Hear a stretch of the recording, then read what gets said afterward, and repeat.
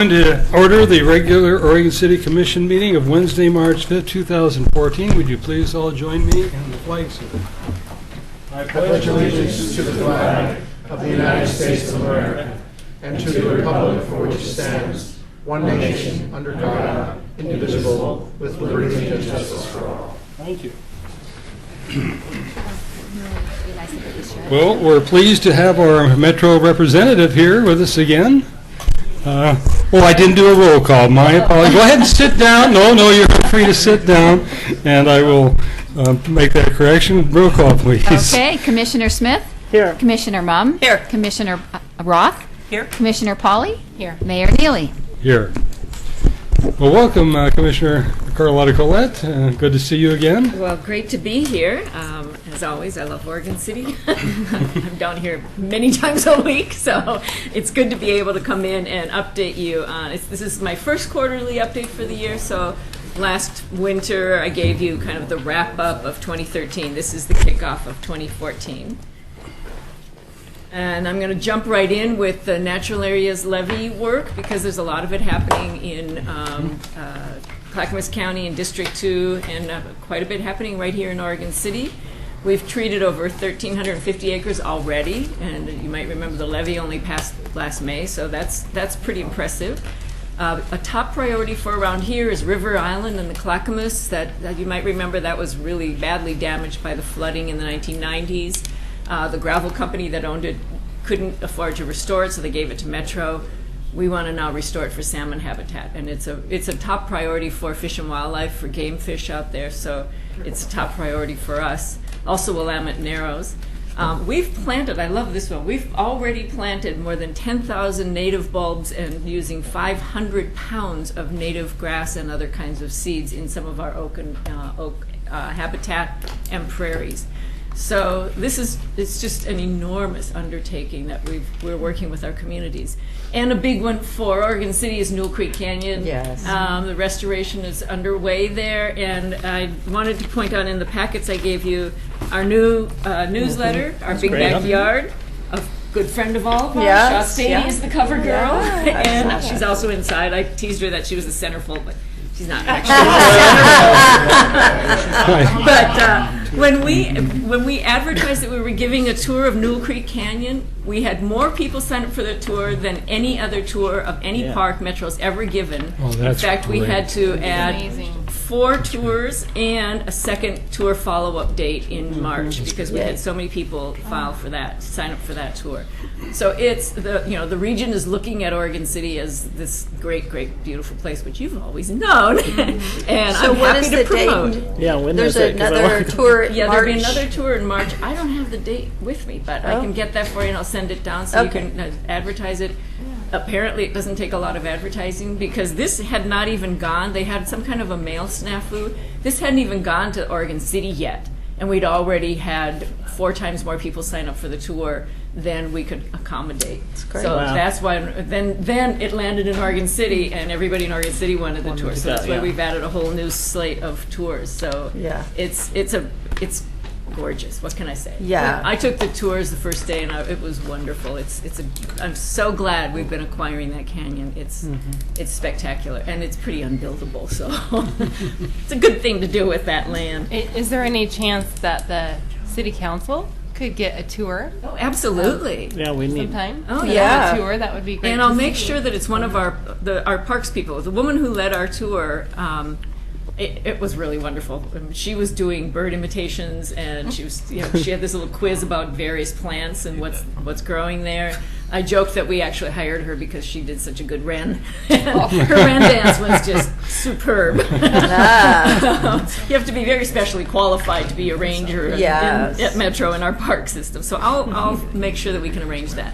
Perfect, thank Yeah. you. It'd be Great great. request. That's great. We are also we're open now for restoration grants, and if you're interested in applying or know people in your community that are interested in applying, these are grants that came out of the levy money. We were able to more than triple the amount of grant money we're issuing. So those applications are due April 22nd, and people can find out more about it on our website. It's just oregonmetro.gov.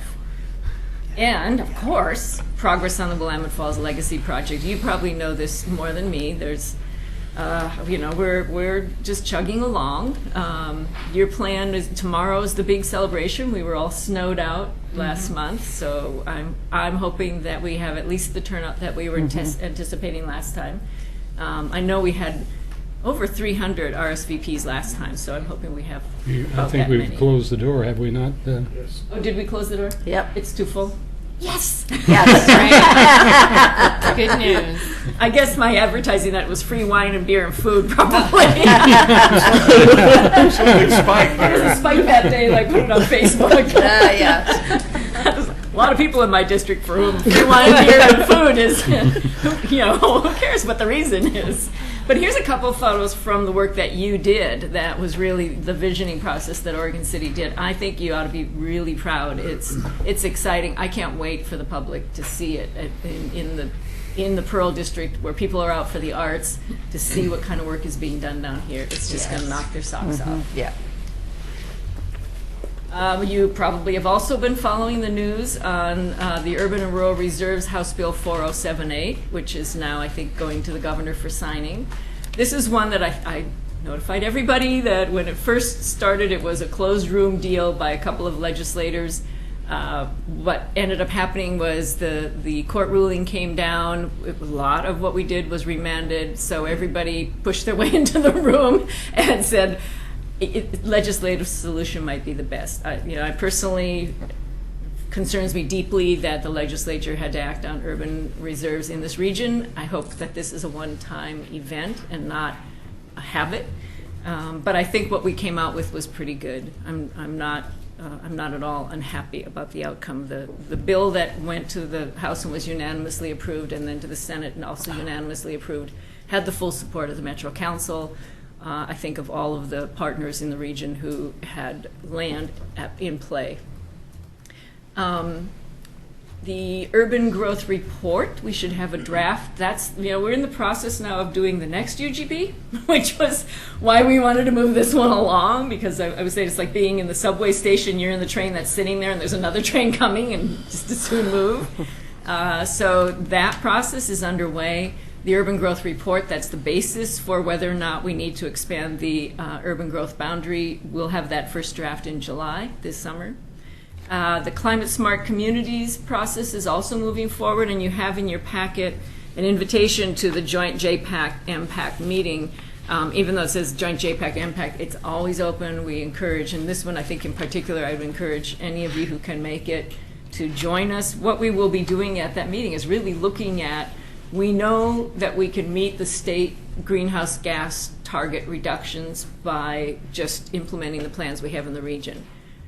But we don't have the finances to implement the plans we have in the region. So we want folks to get together and help us prioritize, help us look at, okay, what combination of those plans is going to give us the best bang for the buck, and then help us figure out, do we go to the state for funding? Do we go to for federal funding? How do we start paying for this? So that will be the subject of, there will be these two meetings, April 11th and May 30th. We did go to LCDC, by the way, with the draft work on it, and they were very impressed. Last year when we went, they were not so impressed. So this was a big turnaround last year. They said, yeah, you don't have a silver bullet. And we were saying, well, there really isn't a silver bullet to climate change. Sorry. This year they felt that we were really on track. We had engaged the public. We were working a lot with our cities, and so they were very much more supportive. I wanted to show you this because we're also in the midst of updating our regional transportation plan, and we did get projects submitted by all of our local communities. A big chunk of those, 29%, were for active transportation projects, sidewalk, bicycle, access to transit. But if you look at the pie chart on the right, that's only 9% of the funding. So you get a lot of infrastructure for active transportation with a fairly small investment. And every community, including Clackamas County, increased the number of active transportation projects they submitted for the regional transportation plan. So I think that's a huge step forward. And the Southwest Corridor, you're probably hearing about in the news, a big election next week on whether or not Tigard will actually participate in this planning. Powell Division Transit Project is just getting underway. So both of those are going to be big, and we'll see how those communities define their transportation futures. Some major community investment work. I've been here before talking to you about the Community Infrastructure Initiative. We keep changing the acronyms. The spin-off of that was originally called RIE, the Regional Infrastructure Enterprise. It's been renamed RISE, which I like much better, and that stands for Regional Infrastructure Supporting Our Economy. That group is really just congealing, so I have very little to report other than that it has a new name, and we'll be talking with you more in the next update. We did break ground on 3 really important transit-oriented development projects across the region. The Rose Apartments in Gateway Regional Center, I would really encourage you when we have the opening of that to come and see it, because it's going to be a really wonderful state-of-the-art, energy efficient, transportation efficient. It's just a really smart project. I'm very excited about it. The core is mixed use next to the Orenco Max station, and that's an area that Orenco is the neighborhood is actually a little bit away from the Max station, and they're starting to fill in. So this is closer to the Max station, and we anticipate I think it's kind of part of the Max station. So it will open up that access. People will be able to get off the train and be home and not have to walk several blocks through what was vacant lots. And then the Radiator is a mixed-use project up on North Vancouver. It's transit-oriented around the Interstate Light Rail Max, so it's another pretty exciting one. I don't think this photograph I don't think is the Radiator. I'm not sure which project this is. And then we have a new program that you all are pretty familiar with, but we've given it a new title, and it's the Downtown and District Revitalization Program.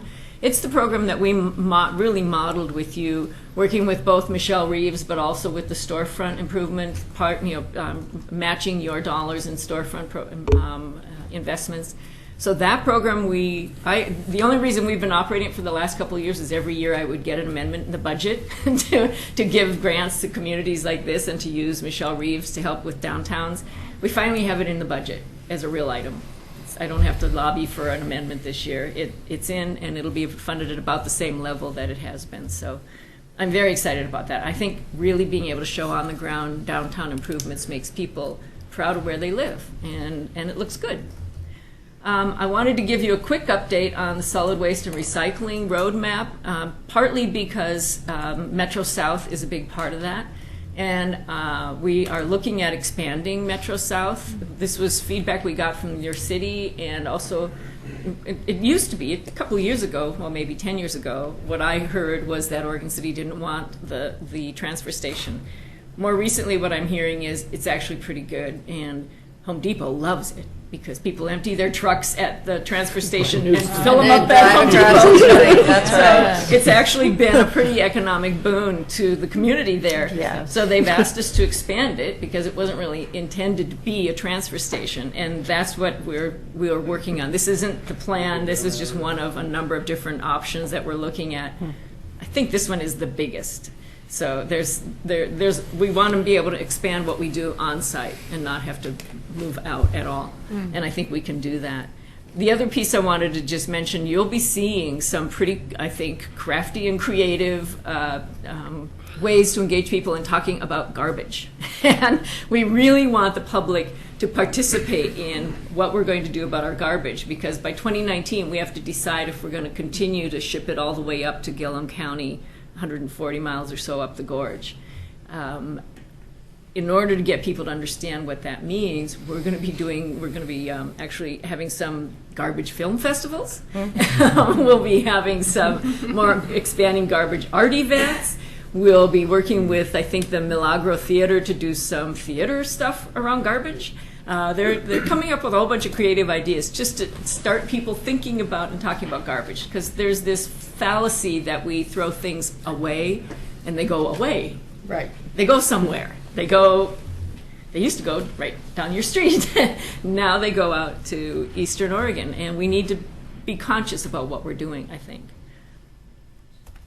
Visitor venues, big year. We're really excited. The court just approved the Convention Center Hotel on Friday, so we will be beginning that. We're still negotiating with Hyatt, but this package is there are no local taxes online here. This is being paid by the hotel tax revenue generated by the hotel.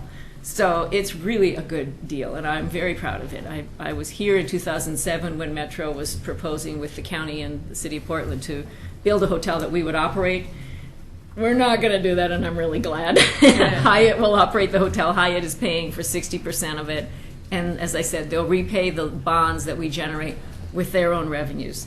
So we'll be breaking ground, I don't know how soon, it might be a year, but we would love to be finished by 2016 so we can start filling the convention center with those bigger conferences. And we've turned away probably 20 a year just because we don't have the space. And it also, the Blazers are thrilled because now they can bring in more games and more people to Blazer Stadium and have a hotel right across the street. I wish they were paying part of it. I'm going to have to talk to Paul Allen about that. We got Cirque du Soleil back. That's a huge thing for us out at Expo. It'll be here March 27th through April 13th. The Portland 5 theaters that I'm sure most of you know, Portland owns them, but Metro manages them. So the Schnitzer, the Keller, all of those theaters we operate, and they've demonstrated they're in the top 100 grossing performance venues in the nation, including competing with Broadway, the Broadway, not Portland's Broadway, but we are really in the tops. We're really excited about that. Our second quarter attendance at our facilities there is up 23%. And I wanted to offer this. Every time I come, I offer you behind-the-scenes tours at the zoo. And I'm still inviting you to do that if you'd like to do that. I've taken many West Lynn city councilors on behind-the-scenes tours. But I just checked with our staff at the Performing Arts Centers, and I could do behind-the-scenes tours at the Performing Arts Centers for you if you'd like as well. And especially, what's really fun is to come when we have a Broadway show in town and watch how the problem is you go see that and then you want to go to the show. It's like $50 for the show. I've been there, I've done that. So, but it is really fun. And if you want to go behind the scenes at either the zoo or any of the Performing Arts Centers, just let me know. And this was our highest grossing, December was the highest grossing month in Oregon Convention Center history, over $1 million. We're pretty excited about that. The zoo, the Condor Center exhibit is about to open. If you've been up to the zoo recently, there is a ton of construction going on. It's the most construction you'll see during the whole bond measure build-out, because we're building the two biggest things right now. And Elephant Lands, we opened the southern section of Elephant Lands, and it was hilarious. They opened the gate, Samudra ran out and ate all the food that was scattered for all the other elephants. And the other elephants came out and were like, what happened to the fruit?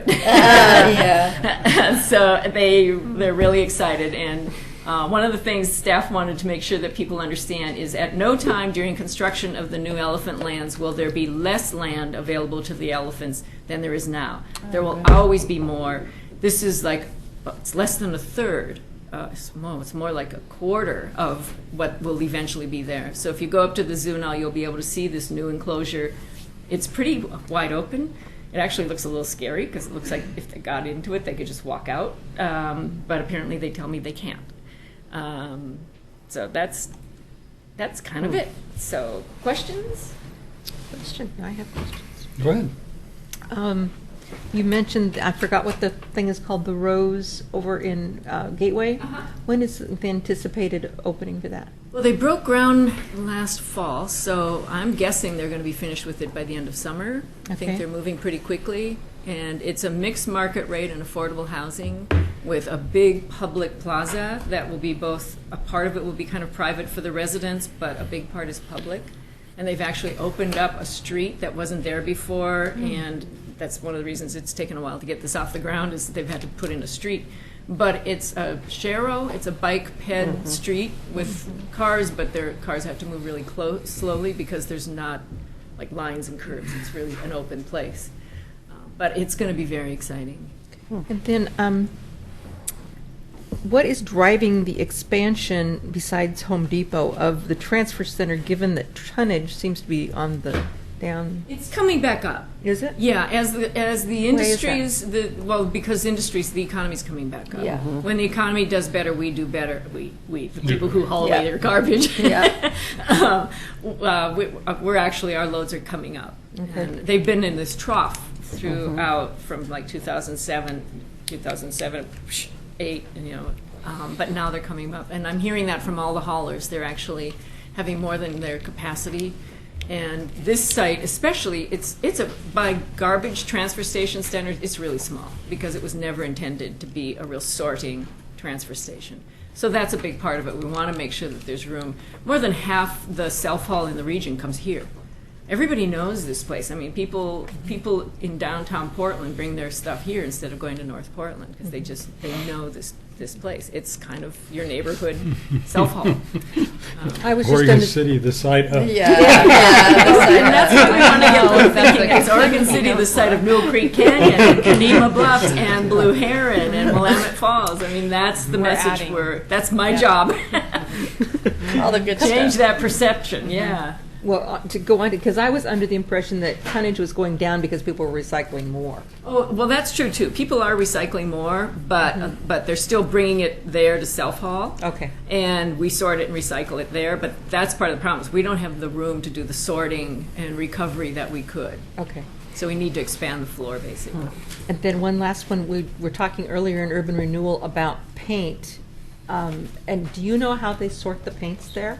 Oh, you want a cool tour. Yeah. Metro Paints. If you haven't been to Metro Paints, I mean, it might be an acquired taste. I mean, I'll cool. admit, it It's might cool. be that I'm very weird this way, but this moves so fast. It's one guy. The paint comes flying at him. They open up these cans and they just throw these cans of paint, and he decides which of 13 gigantic tubs the paint goes in to arrive at the end of the day with the right color. And it's amazing to watch this happening. I mean, he's just throwing paint in, and it's like a dance. I mean, he is moving so fast. At the end of the day, when they test that color, it is exactly on mark. They almost never have to add anything to up or lower the color. It's And it's he's really tired. amazing, and he's tired. And this was kind of a job originally that was really not a skilled job, and they brought in a couple of people who just got into it. And it takes it just takes somebody with an amazing color sense to be able to tell what, which color is going to end up being coral, or which color, if you put royal blue, it's actually going to end up being some kind of shell pink or something. I don't know what. Yeah. Royal blue would never be pink, but, but that's why it's not my job. But it really is fascinating, and we've sold over 1 million gallons, and we just expanded a partnership with Miller Paints that we've been selling through Miller Paints locally, but we're now selling through Miller Paints throughout their whole distribution. It's a big seller Wow. for them because it's all recycled. People love that. Very cool. I also just wanted to point out these are in your packet, and one of the reasons I wanted to point it out is because, well, my picture's in it. Yeah. But also William Yes. Gifford's in it, and it's up at Kanema Bluffs, and I just thought it was pretty cool that you're featured yet again. So, I love it. yes, all the attention we can get for Oregon City. I have David Frazier on next with a comment or a statement or a question. Thank you, Your Honor.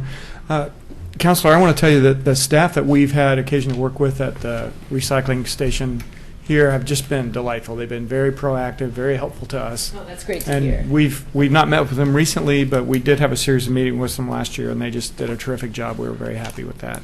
That's great. I wanted to bring, and maybe the mayor's going to bring this up, but I know that mayors and city managers prior to both of us have pushed a long time for a some sort of cost of living increase in that tipping fee, and it looked to me like from our discussions with the staff that there was maybe a reasonable chance that was going to happen. Oh, I'm so glad you reminded me. It's going to Yeah. double.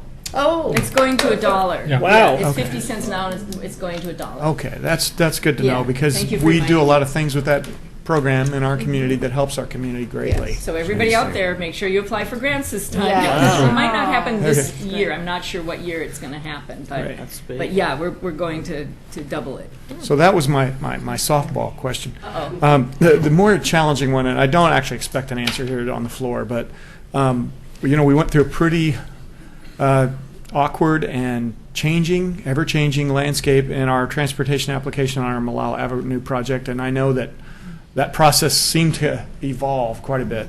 And we're trying to gauge how we best position ourselves to apply for those grants, and I'm just hoping, I know this is a hard one, but I'm hoping that the Metro will be able to assert a little firmer management or leadership of that process, so that when applicants like us spend lots of time and staff money on the process and we're graded number 1 going in, that we don't come out the wash machine with a wrinkled shirt on the other end and no buttons. And that's sort of what happened this time. And we want to avoid that in the future. This is not Metro's fault. No, Right. I appreciate No. that. Right. Absolutely. Your in staff Metro's was- defense, I was going to say, They were great. well, and Up to- we used to run that program, and the decisions used to be made at the regional level for regional priorities. And the counties in particular asked to have more of that go to them. So we've been trying to be, let them have more I know it's- control of it. And I know it's difficult, but we're looking at the county's share of this thing, and it's gigantic compared to what, and we're sitting here with actual 14 or 15 injured or killed pedestrians in that segment. We've got all the qualifying criteria, and I don't want to keep whining on it, but if there's anything you guys can do to help, just make sure it's a little bit more equitable. I think our community would really be appreciative. I know you've done a lot already, and it's not an easy, I don't really have an easy solution myself if you pin me down on it. well, unfortunately, it's become, it's about politics now. It's And political. that was what we were trying Yes. to To not avoid. have it be. Right. I mean, that's why we kept it at the regional table. And we get feedback from, I remember saying no to a North Portland neighborhood project that had a lot of support. But the Right. reason we were saying no was you didn't show how it affects the region. And that used to be a really important criteria, because these are regional Right. dollars. So I think there were things that I felt disappointed about how each county handled the money. Yeah. But that one was, I think, it was. Well, we it just was wanna- tough, 'cause maybe you were we'll- rated 1 going in, and you ended up. Just to let people know, we were really a victim of our success in the past. Yes, Yeah, we were. We had true. every true. every jurisdiction that had a seat at that meeting, save Oregon City, voted against it. And the reason why is that, well, you had successful projects in the past. Well, there are reasons for that. And we had the top ranking one, and we got cut out completely on this one. Maybe it'll be I our turn prefer- eventually. I prefer to look at this as you're going to have great opportunities in the future. Yeah. Not that you've gotten such. Well, all we the money in the submitted, we past, but you're- resubmitted it. Well, you have a huge project down there. Yes. No, I understand that. And I don't know that that was anybody's consideration, but you. It didn't come We up. know we're going to have a big regional ask for that site, and that one I'm just trying to keep our relationships on a really healthy footing, Yes. because when we come and ask the region for Absolutely. support, it's going to be a heavy lift. Yes. I think the Selwood Bridge, Clackamas County not supporting Selwood Bridge, I'm hearing already. Why would we support anything in Clackamas County? Right. Well, I was really pleased with that Metro tipping fee. After I became mayor, I met with the mayor of Forest Grove to ask you all to look at that, and you did, and I appreciate that. So not only are we going to get more tonnage, but we're going to get more for the tonnage, which is very nice. Yep. Mayor Neely, Yeah. can I say one thing? I just wanted to emphasize that we've met with staff from the transfer station in Public Works, Right. and they've been sharing a lot of these concept ideas and feedback, and I understand they've been actually interviewing drivers as they come through the station, and really looks like they're trying to do their due diligence with get information about what users need and want. And I thought it was interesting that the operators of those machines that push the trash into the trucks, they're compensated based on how accurate they fill those trucks. I thought that was kind of interesting too. Maybe the painters are getting the same deal. I don't know. If they got a penny a gallon, they'd be doing pretty well, actually, out there. 'Cause this- Anyway, I just we're wanted to no mention that handler. because Yeah, it's yeah. been more recent than maybe they've talked to David, but we've been hearing their concept ideas. I think it's going to be really good, and it really is this. It's a struggle to stay within your footprint, and yet that's what we're really trying to do: is expand the facility within the footprint as much as we A can. couple other things. One was some time ago, I had made a proposal at Metro at Nanuo Creek area we've got several adjacent properties that belong to the city. The discussion was, well, we could work something out this summer. I haven't heard anything feedback on that. There are properties that were essentially donated to the city from developers because they couldn't be built on. We can't really do anything with them. They have the same constraints and opportunities that your land purchases have. And I was wondering if that discussion about Metro taking over those pieces has gone any further. I haven't heard anything from staff. I've heard from you, and I've relayed that to staff. So I'm guessing either they're working on it or they're buried and working on other stuff. But I'm glad you reminded me because I'll remind them. I know as far as you guys are going to give it to us, right? Yes. So it should be a little bit of a no-brainer. Yeah, it has no development value, Right. not even in terms of recreational parks. Yeah, It's so all we might steep just slope. make it a bigger park. Yeah. That just makes sense. Right.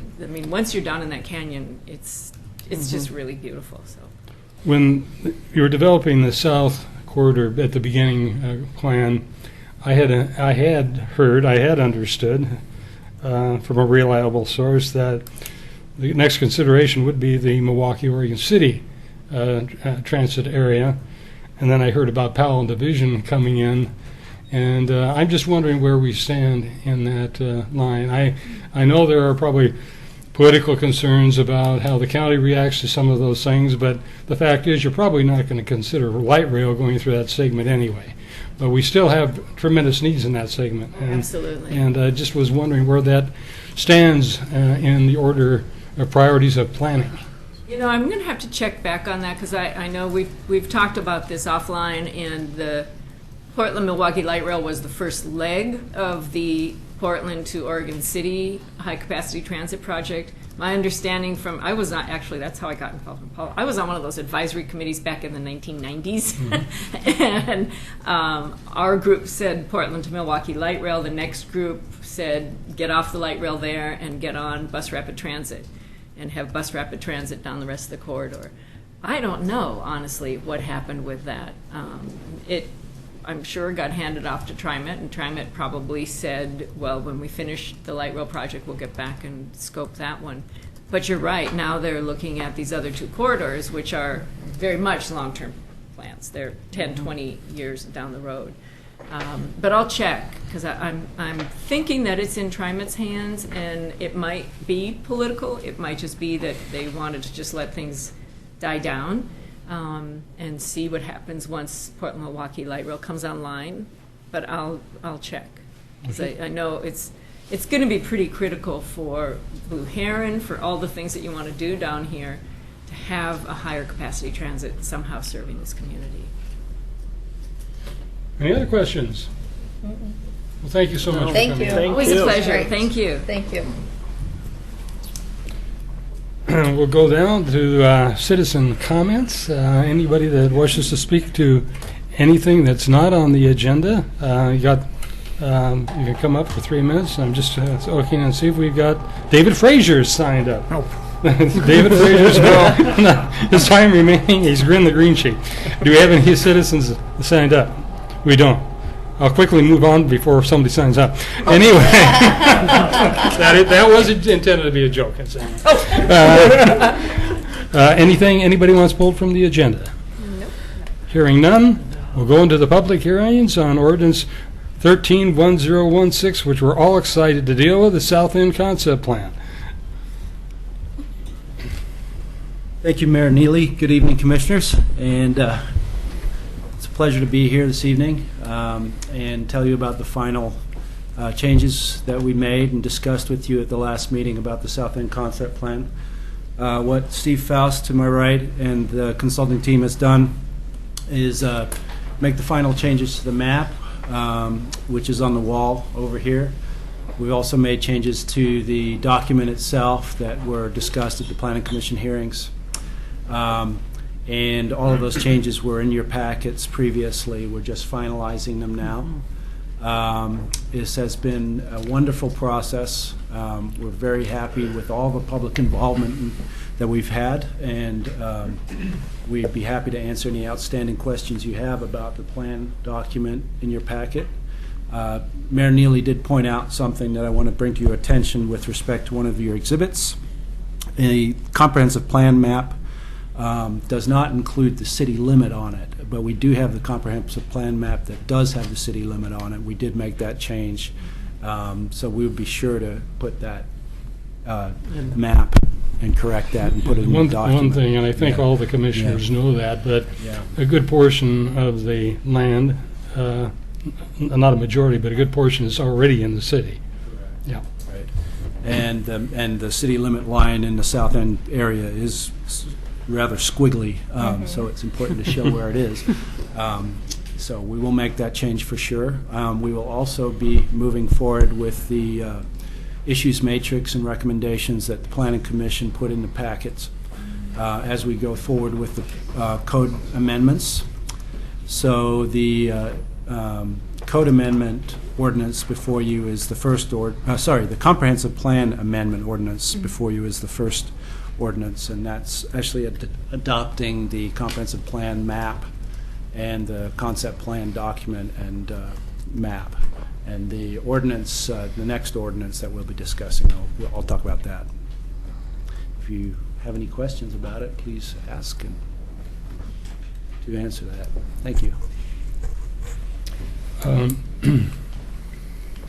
The reason I brought that up is I pulled this map up, and I'm not quite sure if ex parte contact comes into play. Not a problem. I didn't think It's so. legislative. In any case, I would have done it anyway, and I then declared it. I drove, did some extensive driving through this area, and so much of it's rural. One point of curiosity, and then I'll come back to something else. We have a piece of land right towards the west end of the map that indicates it's public land, and of course it's not in the city. I know the one piece is McLaughlin School, but this is way towards the west end. Do you know what that is? I drove out there. I could see an area where there seemed to be Christmas trees, but Right. I was sure that didn't designate as public Right. land. Do you want to go ahead and answer that? I can answer that. Go ahead. Okay. That's the parcel that Metro purchased that directly abuts the city limit in UGB and connects with the parcels that they own on Kenema Bluffs okay. Very good. outside. And so Okay. it will be Very part of good. a long-term planning process that Metro will do for that area. So and maybe it provide was an old access. Christmas tree lot. Okay. Yeah, we put it as a public land because it's Metro-owned, and Okay. potentially as a site for interpretation and access to the Kenema Bluffs natural area. I'm going to, I should have brought a blown-up map here. I'm just going to make a reference here to, What page are you on? well, I don't know, Well, I don't, maybe it will. I'll go ahead, we'll just blow it up and see, maybe I can see the street name better. Yeah, thanks. I think that'll do it if it's there. Stop. Anyway. What page Alan, are you on? well, this is the comp map, Oh, the comp yeah. map itself. I think it's in the document, but it also stands out as a separate thing there. Yeah, comp plan map. And the zoning, so certain areas I could understand. I guess the first question I would ask is there's a piece there that comes on, I believe it's called Allen Court. You know that piece. And I'm sure that's not in the city limits at this time based upon what I see on the streets and so forth. And it is listed, I believe, as medium, is that right? Medium density. Medium density. And indeed, those lots are pretty large. But I had a little hard time visualizing how other lots would fit in there given the housing patterns on that particular street. Now, there are many streets where they have lot sizes about that big, but I see a lot of additional space. And I had a hard time visualizing how that would ultimately work itself into a medium density operation. I don't know if you can speak to that specifically. There are several parcels, obviously, that have existing houses on them in such a configuration that you couldn't foresee them redeveloping in the near future, and possibly not. Not without houses disappearing. Right, exactly. What the plan does is when you adopt the comprehensive plan map and the implementing zoning code that would implement that, is provide for the capability to redevelop. What we did was look at market redevelopability based on housing value, and then we also looked at lot sizes as well. And so there was a lot of discussion about the Allen Court area and some of those existing subdivisions and whether they should be marked as such. But ultimately, we decided to make that medium-density residential designation for those, even though there may be a house in the middle of the parcel and it's not likely to be redeveloped in the near term. That being said, a lot of those designations, that's a common situation in the city as well. So it's something that the property owner would be in control of. There's no compulsion to change the existing use of that land Right. and that sort of thing. So. I wanted to ask about one more track, and I won't comment on it further until I find out if it's in the city or not, and that's Parkland Court. Is that in the city? Parkland Court is not. I believe that's county You see, subdivision. and I see that's designated as low-density residential, and it's the lot sizes, of course, are comparable to what we have in other areas of that city, and those lot sizes, in fact, are smaller than those that are there on Allen Court.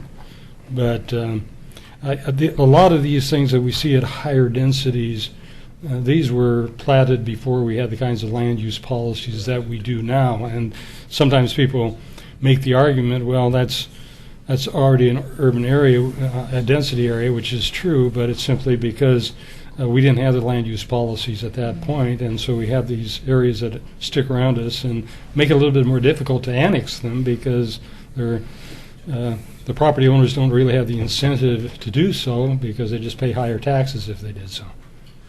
Right. There's several factors at play. Yeah, some of those county subdivisions were improved in the 70s with septic systems, and it will take a long time for the properties out there to connect to sewer and for the city to be able to extend sewer out there. It will be slow and incremental.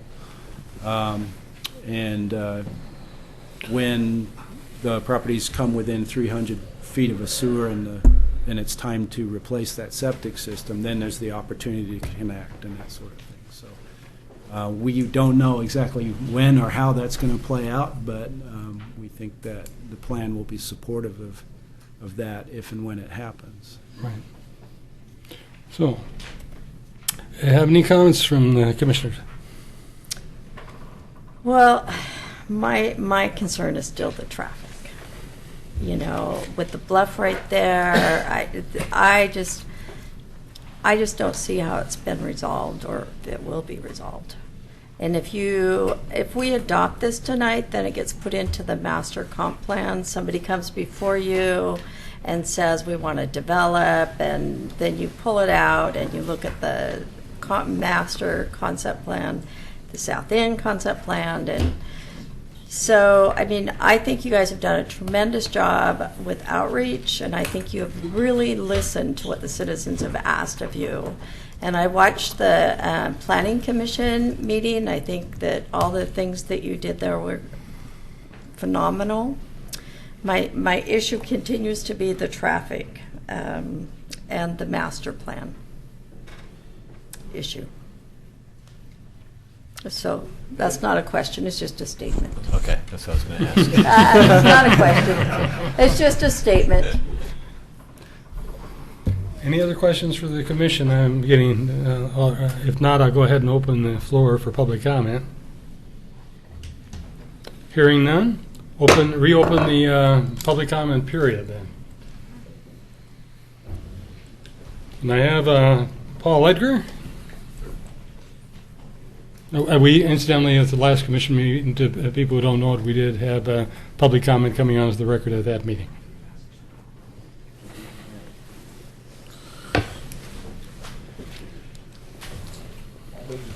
Okay.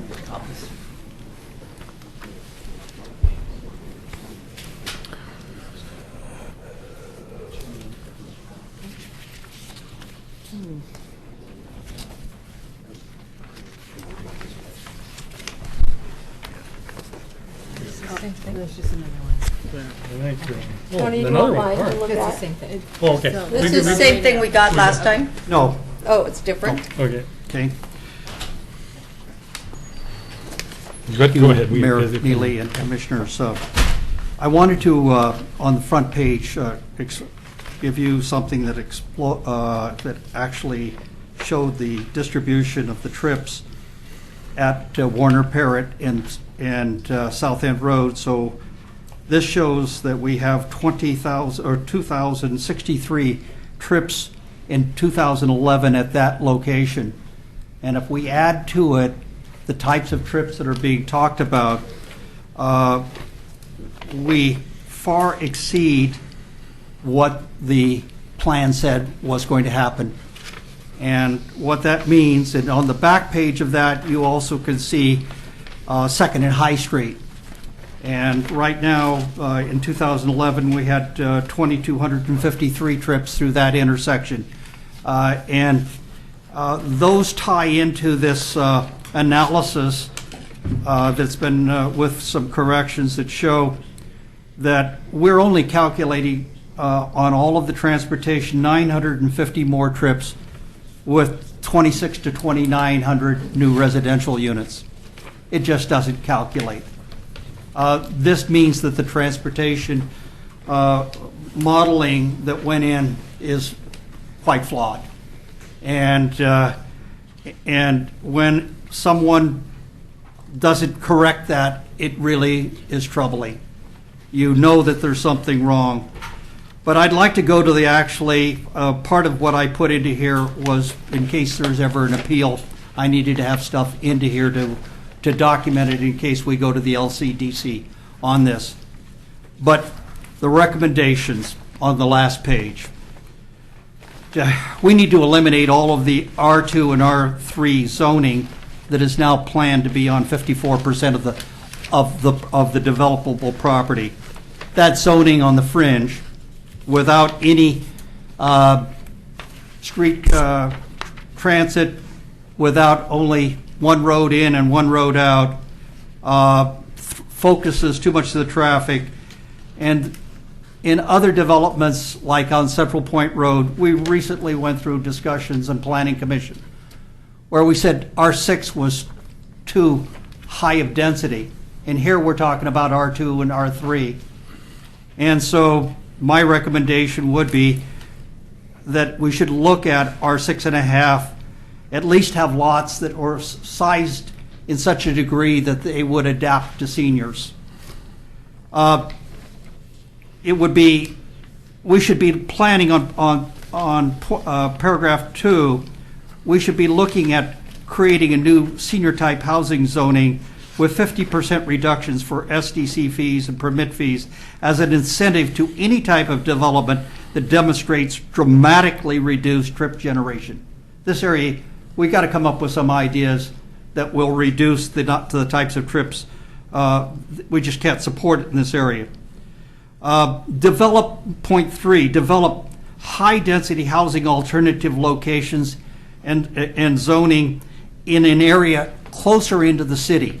We shouldn't be putting this degree of density out at the fringe, so far away, and we should be looking at areas. There are areas like on 2nd and High Street that could easily adapt to greater housing opportunities where we have transit, where we have access on the roads and everything that doesn't foul up everything.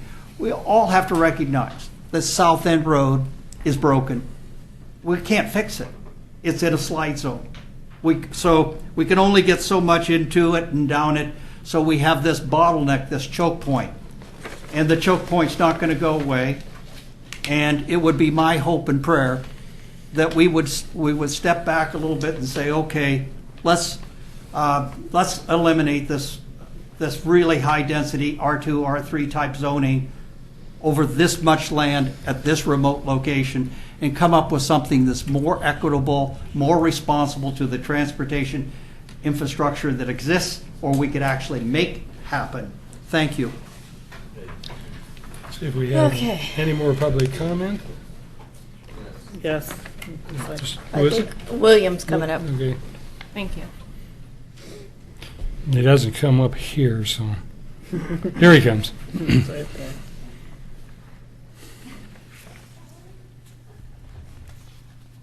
Out later if you need help. I don't know that we know where you live or what your name might be, William Gifford. Mr. Mayor and City Commissioners, my name is William Gifford. I live in Oregon City. Of course, traffic's a problem, and density is an issue. I want to remind the Commission that your Transportation Advisory Committee has already voted unanimously to support this plan. A comment that I have to make about the obvious issues of density and traffic is that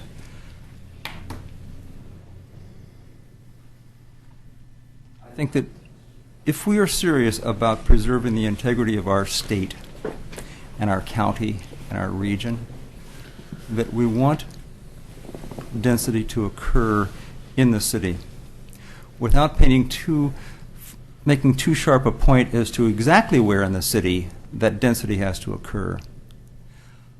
If density occurs at the edge of the city or at the center of the city, I mean, you could say Central Park is not dense, but it's in the middle of density. So I'm just saying that I don't think it's necessarily a bad thing to have density at the edge of our city.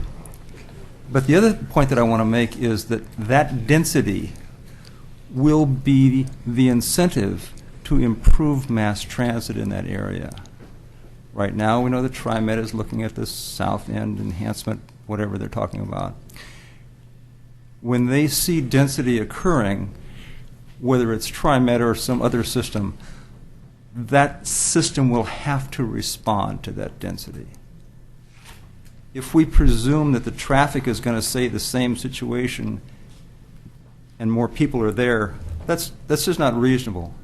If people are there in density, the traffic pattern will have to change. And I don't think it's impossible for that traffic pattern to change. I agree there's a choke point. I agree there's limitations with slides. But there will be other solutions. And the only alternative then is to deny that density. And I don't think that that's what we want to do. I think we need the density. I think we need the realistic expectation that with that density there will be changes in transportation offerings. And I think TriMet will have to be, or whatever system we use, will have to be our partner in resolving that. But the only alternative then is to deny the density, and I think that would be shooting ourselves in the foot. Okay, have nobody else listed for public comment? Hearing that, then we'll close the public hearing and come back to discussion among the commission. Well, I'll start with a couple of comments. Okay. I understand the zoning concerns that some people may have. Although I am becoming a senior, I'm not there yet, but I do understand senior housing and the importance of it. But I also know that I have a 7-month-old granddaughter who is going to want a different type of housing than what I have, okay? We have to offer a variety of housing sizes and densities to our people in our city. Citizens are going to want that. If I want to be in a small, teeny tiny house, then that's my choice, and I should be able to have that. If I don't want to, that's my choice too. If I want to have a huge rambling house and it's just me, that's my choice. The zoning issues, in my opinion, are not that big of a concern because I know that all can be, what's the word I'm looking for? Adapted, changed, reworked. I know we have a great transportation advisory committee. I thank them all for being there. Our planning commission meeting that addressed this, I listened to it all. It was wonderful. I appreciated Tom's comments regarding Tom Guile, one of our planning commission members, regarding the Park Place concept plan that he sat through, and now he's on the opposite side of. And he didn't say that, but he's on the planning commission now. No. He said that in his talk at the planning commission meeting. He said that he's now looking at it from the different eyes. And I think that's important. So I don't want to devalue anybody. I think it is great to plan. I just personally get stuck on the traffic issue. That's where I have been all along. But I think it's been a fantastic concept plan. I think our staff has really listened. I think our citizens have really voiced their opinion. And housing has to be offered for more than just seniors, even though I am a senior or soon to be a senior. And we have to have a variety of high density, low density. I mean, just has to have variety for all of us. Commissioner Roth. Okay, I'd like to echo a lot of what Betty's saying, but also add to that, the density is a concern to me. I don't believe that the area can support what is being proposed here. And I would also like to echo that I think the work that was done on this, the thoroughness that came through with it, was wonderful. It was just superb. The community participation, all parts of it, I think were just excellent. However, I believe that we're trying to put too much into that small area. Again, we do not have any way in and out of that area. And having come from the other side of the county, we lived in the Sunnyside Road area development. It was a horrible nightmare for 40 years. And I don't think people deserve to wait 40 years for that kind of development to come through. And it's still not great. But there were long periods of time there where you just avoided that whole thing because it was such a horrid nightmare. They had dense apartment complexes coming in. It wasn't a pleasant place to be. So I just don't want to trap our citizens with something like that. Commissioner Pauling. Yes, I have concerns too about the infrastructure being there as we grow and there being enough road capacity. And I asked this question last time, and it was explained that through the process, this is a gradual thing, it's not going to happen overnight, and that along the way through the process, there will be requirements of developments and that type of thing, and the infrastructure will come with development. But how can we be assured that if it's not written in the comprehensive plan exactly? Mm-hmm. Like that. And that's still my concern, because I think it's important to have a certain level of trust, but at the same time we need to have a certain level of certainty that that infrastructure will be there, and it will be well planned. I grew up in the Aloha area, and I remember when Farmington was a 2-lane road all the way out to Aloha for way too long. Mm-hmm. And you would have to wait many signal lights to get maybe half a mile. So I've seen what that looks like, and I think we've done much better planning in this area, and I just want to make sure we continue that. Good. Okay, I'll request to speak. A couple of things. I think in terms of, as we bring these things in, we're talking about a 20-year horizon. It may, in fact, be longer than that, because some of the challenges you talk about here are real. I drove that area. I want to kind of nix the steep slopes area. It was briefly mentioned here, but it was mentioned in more detail at the previous public hearing we had last time. I don't see these lands abutted. I think it was very carefully drawn out so that we didn't get into those steep slopes areas. I drove, I looked at the map, I looked at the roads. I think in some sense Park Place is more challenging. There's a lot of steep slopes in Park Place. I agree with Mr. Edgar that there are areas where we need a steeper density, greater density than we have. It is far more difficult to go into a city where the zoning has already been established and come into that, and where you have built houses, and then come through a process where we try to change the zoning on that. That's a bigger headache, and it's a lot harder to do than it is at this stage in the game where we have lands that have not come in. we have to find a way to incentivize development on our mixed-use corridors. We don't really have anybody until we've had this Cove project as an exception, but in general, in existing mixed-use corridors, we haven't had developers coming in, property owners dealing with that. I think that's something we need to do. So I agree with Mr. Edgar from the stance there are areas of the city that we really do have to focus on.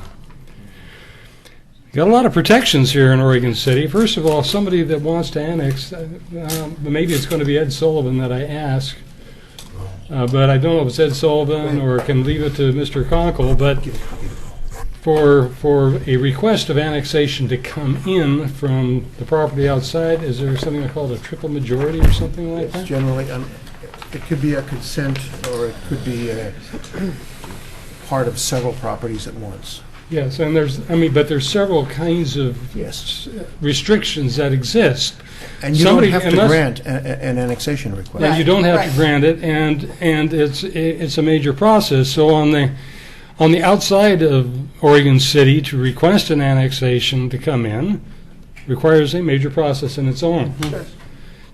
On the city side, it requires voter approval. That's correct. Right. Yes. And to me, if the citizens feel that we're not going to get the infrastructure in there, we're not going to get the transit in there, and even if the city commission and planning commission and the city commission ended up approving the annexation, if the cries were strong enough and really had the support of it, the voters would vote against it. So there are various protections. As has happened in the past already. Yeah, and that's happened in the past already.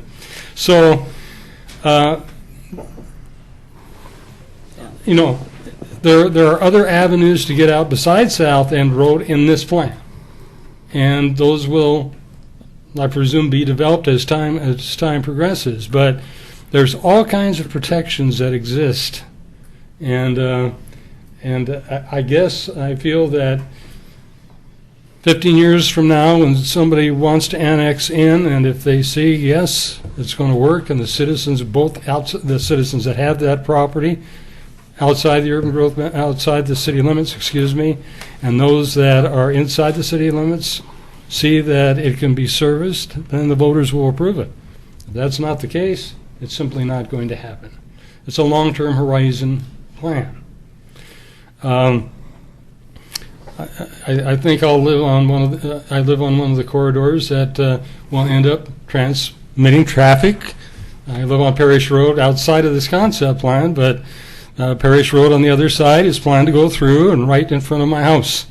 And so I'll see more traffic if I live long enough. I'm planning to live to be 120, so I'll probably be around for it.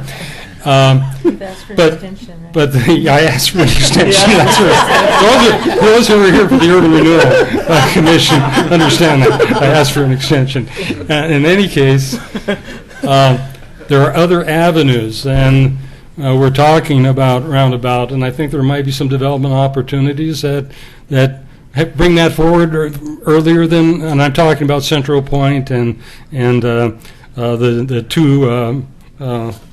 two whatchamajiggers, the two Milne roads. Warren and Milne, and thank you. Warren Perrin and Warren, the two Warners. The two Warner roads coming in, and Lynn, and all those things coming in at the same point. That's going to make for easier access to Highway 213. Probably more preferable than going down South End Road to get to that. And we already know that housing preference is changing in the younger population. So in 20 years ago, we won't really know what people want.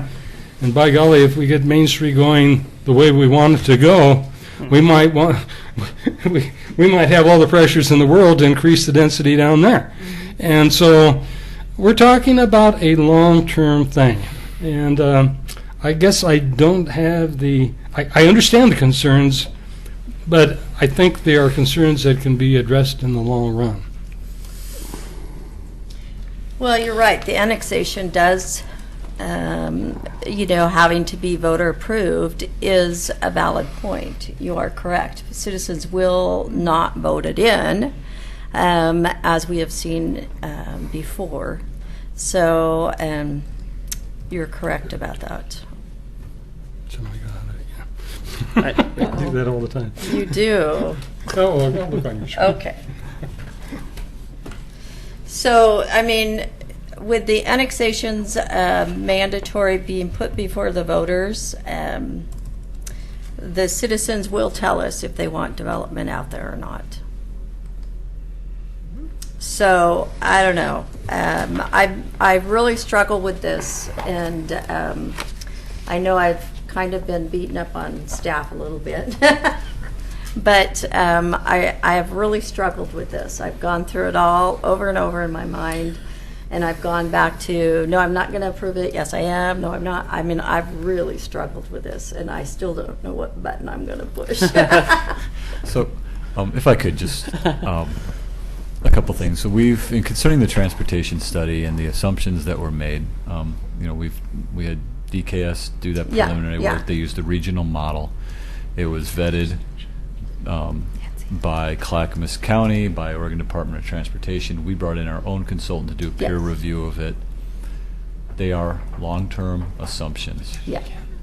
I think the important part is getting a plan in place. I think last time we talked a little bit about, I think one of the opportunities we missed in Oregon City was that as all the annexations happened south of Warner Parrott and Warner Milne, we didn't have a plan.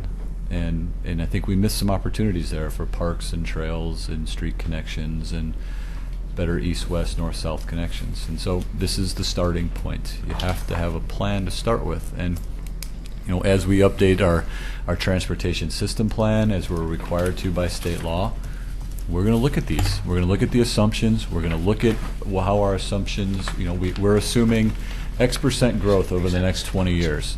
And maybe we're high and maybe we're low, and we look at that again. But I think it's important to note that as what our findings was that along that south end corridor, that with the improvements that have been identified, and now they're in a master plan, and they need to be met, they will operate at level of services that meet our standards. Now, is there going to be more trips? Yes, there are. Yes, I There know. certainly are, but we can get the intersections to operate to the standards we've adopted and determined to be acceptable in the community. And we're going to continue to revisit those. Now we have a benchmark to start with, and we'll be able to, when we do our update to our TSP, which we just finished, when we do that again, these assumptions are going to be in there, and we're going to look and see what's changed in the last 5, 6, 7 years whenever we do that transportation system plan update. And I understand it's important to have a plan. I do really believe that. I totally do. And we understand your concern. I mean, it's a you're coming down off of a hill onto an intersection with a state highway in an area around Falls View that's relatively undeveloped. It's pretty choppy in there. You have an irregular pattern in there. Maybe that's the next place we look, and what are the opportunities there? I mean, but we believe that we've put together something that meets the requirements of the code, meets the metro requirements, meets the state requirements. It went through quite a lot of public involvement, brought a whole lot of people from many diverse opinions and views together to something that they could support, and that's kind of why we're here for you tonight. Well, there are a lot of... Commissioner Roth is on next. Well, my concern is in addition to annexation. I understand how we can get through that. I don't necessarily agree that annexation is a sure way to either hinder or move annexation forward, because elections, you choose the election you're going to put it up on, and if there's 3 people voting that time, you've got no problem. Oops, excuse me. Those 3 people win. Right. And but something that I asked last time, and that was concerning the zoning. If someone wants to come in there with a piece of land and change zoning, then they've got to do an appeal. And is that correct? That's what I was told last time? They need to go through the land use process. Right. Right. And so I think that by doing this, in addition to looking at too much density, looking at the annexation problems, we're adding the zoning problem on there on top of the transportation issues. And I feel like that's way too much up in the air. We're leaving too much in the future to just, whatever happens. We're not tying it down enough. Commissioner Smith. Bring it on home. Follow that Boy, one. that was a You lot. follow that one. I like it. And I've watched the planning commission meetings. Have been several meetings. We've all been through this so much. A lot of the same topics. I agree with what most everyone has said. I do think the mayor brings up some, really valid points. I don't feel. I mean, I still, agree with the traffic issues. Half my family, or more than half my family, lives off of South End Road. I've been, coming down the hill at these times, and so I know what we're talking about. I still feel fairly comfortable with where we're at, and so I don't have. I have concerns, but I think there's enough protection there for moving forward. So I kind of agree with all the points that have been made, but I think I'm comfortable with it as it is now. Commissioner Pauly, you want to make a comment? No. I'll just Mayor make Neely, can I make a quick statement, and especially with our Metro counselor here? I will tell you, it's not her fault. I live in the concept area myself, but that wasn't my point. My point was that there is a loop trail proposed that I know it's not going to solve everything, but I just want to keep touching on it because Metro has come so far with that Kenema area to build trails that almost get you from Kenema to up on the hilltop.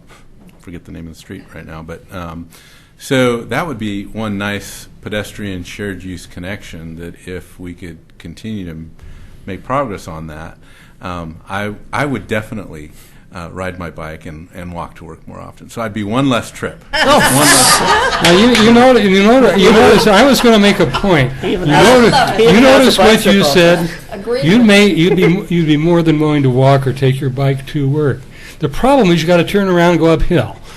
That too. I might catch a ride with you once in a while, but most of the time You didn't see that new tram in the TSP? Another elevator, maybe.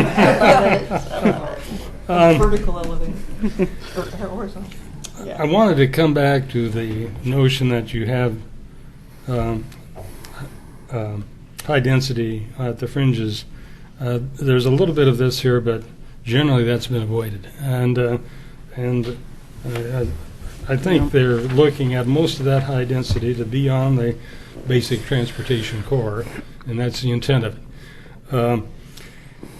We're going to work out something on the public transit system. TriMet, believe it or not, has been working with other communities, Forest Grove, Tualatin area, I believe, where alternatives. And in fact, in my report at the end, I'm going to talk about a couple things that were presented at Metro at the Metro Policy Advisory Committee last time on transportation. The thing that's always disturbed me when you look at their future maps, they show the same corridors now that we have now. That's not going to happen. I think we can have a transportation loop that exists in here that is actually getting Oregon City residents down to the transit center. We've had that before. David Frazier has mentioned maybe we could work with Metro and work out a deal with the Canby Transit System to bring up the public transit up South End Road.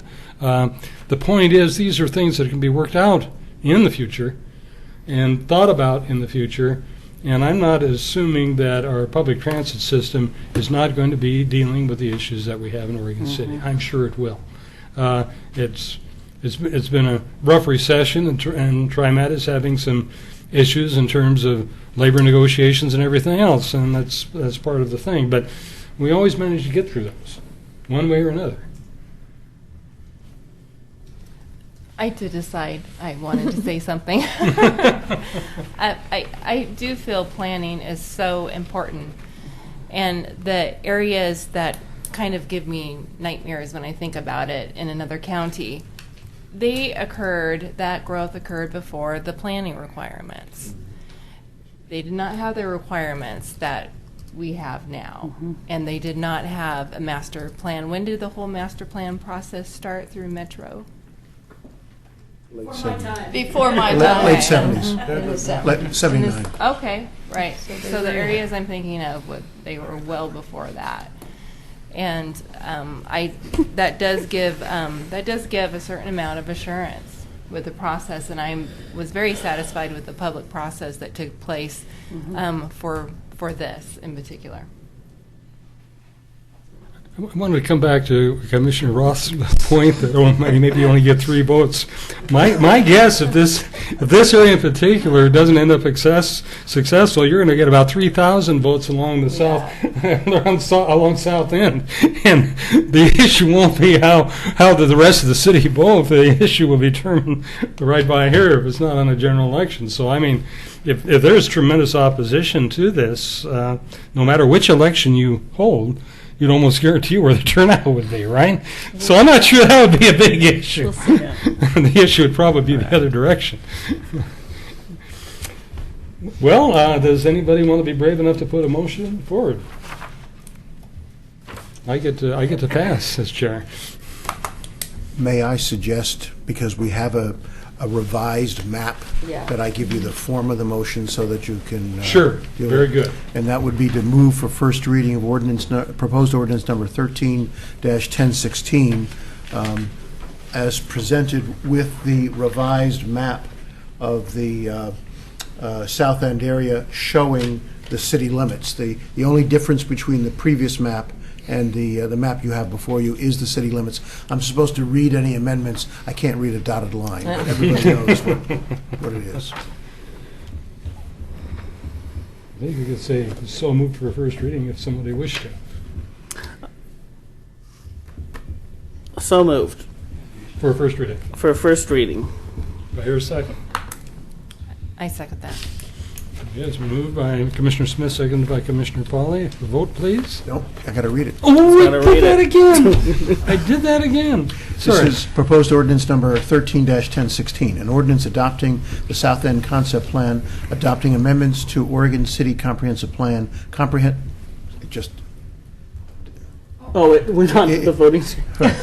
I need to get it back up He again. needs- It's at the I very think top. reading from- It's at the very well, top. it's only Amending Oregon City Comprehensive Plan. No, there's another one that I got to get. Sorry. Do you want to read my agenda? maybe it's not. No, on it's there not full. it's not Yeah, complete. It's not on there full. All right, let me just get it.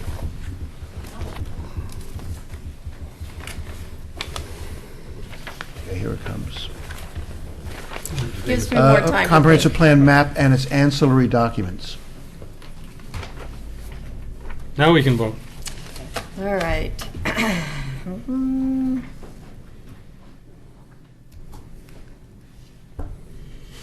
Oh, I thought it.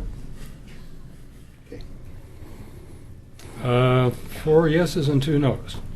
So 3 yeses. 3-2. Oh, 3-2. I said 3-2. that wrong. It does pass on the first reading. It'll be coming to our next commission meeting, I presume. Right. Okay. Very good. Hmm. All right. With that, we'll go on to the next agenda item.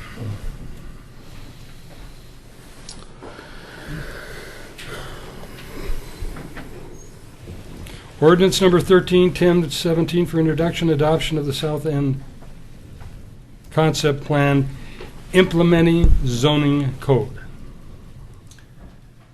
Thank you. So the reason that you're seeing a second ordinance to implement the concept plan is because the zoning code that's been in the packets is what will be applied following an annexation and following the approval of the annexation by the voters. Then we would apply the zoning code amendments. What's in the packet that has been unchanged since the very first Planning Commission hearing are stipulations for certain types of residential design standards, for trails, dedications, certain use requirements for the neighborhood commercial zone, and several other amendments just to implement the plan. These are just the amendments that implement the concept plan within the study area. Any citywide zoning changes that need to be implemented will be discussed by the Planning Commission at a separate legislative process that we're going to be initiating later in the year. And we'll be able to revisit these changes as well when we go into the citywide changes.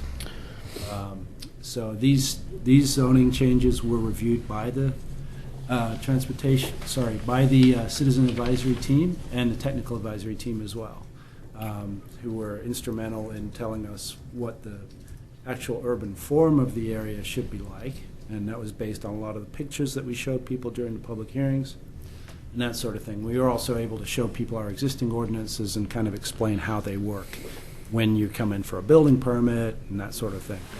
So I just want to point out, from a transportation perspective, in the higher density areas, we already require alley-loaded design for housing.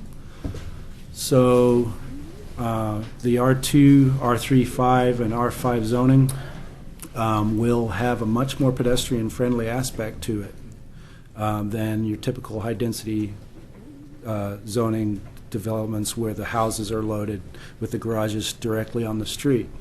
And we've already started to review and approve subdivisions in those zone districts within the city limit using that alley requirement. And I think, along with the other zoning code implementation, it will really help to make these higher density areas also walkable, pedestrian friendly, and less auto dominated, at least on the streetscape, which is a very important consideration. There'll be more room to plant street trees because they won't be dominated by driveways and those sorts of things.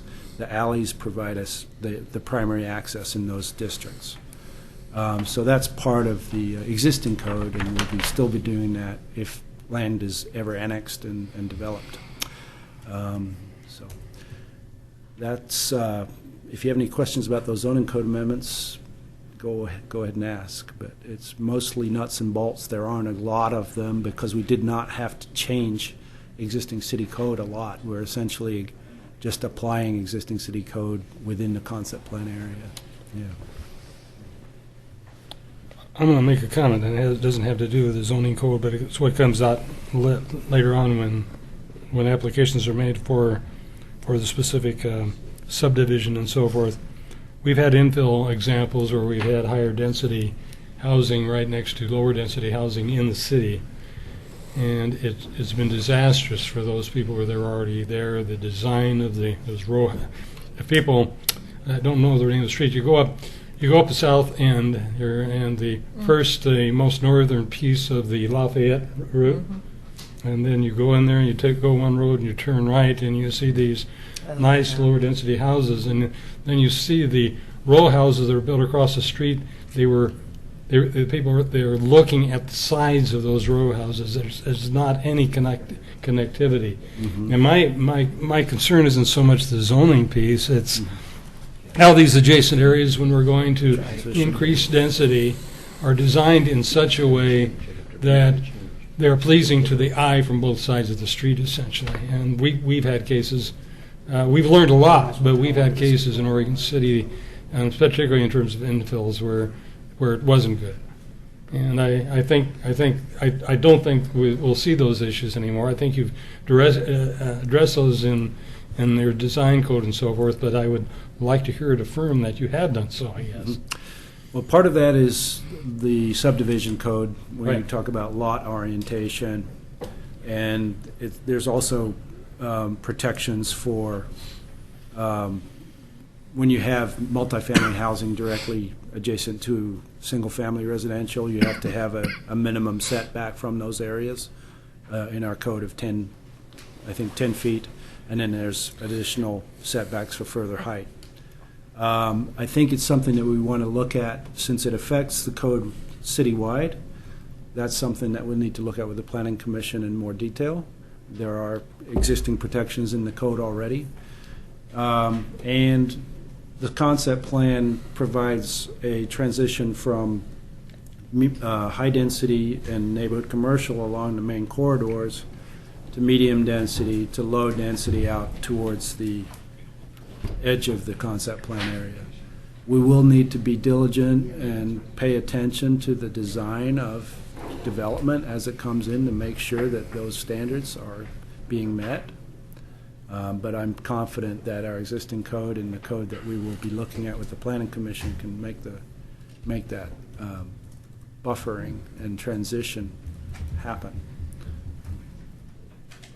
Now, I should open this up to public comment as well.